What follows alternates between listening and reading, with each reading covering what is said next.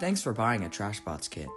To help you better understand how to best use your kit, we have prepared a few easy tutorials. First things first, you'll need to know the physical features of the Trashbot. At the bottom of the Trashbot are the on and off switch and the charging port, as well as the speaker. The lights can display images on the front, and inside, sensors like the accelerometer, thermometer, and motion sensors also can be used. There are also two buttons, A and B, which can be used to perform commands.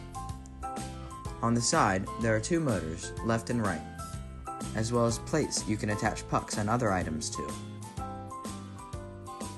On older Trashbots, for manual motor access, click the B button to scroll to the right. Then, hold the B button. From there, you will be able to turn off and on both the A and B motors.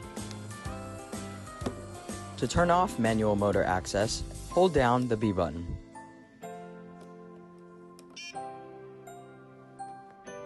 On newer Trashbots, for manual motor access, hold down the B button.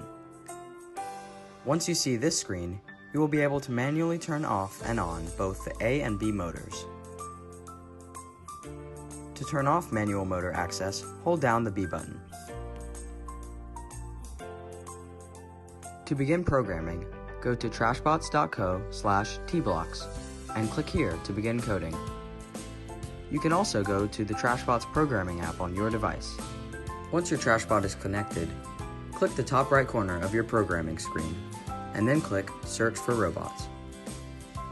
Once you see your bot, click on its name and click Pair. Once the C is displayed on the Trashbot, it means you're connected and ready to go. To access lesson learning resources, tutorials, and other information, visit trashbots.co and click on the Lessons tab. From there, you can pick any of the lessons, ranging from building towers to driving your Trashbot.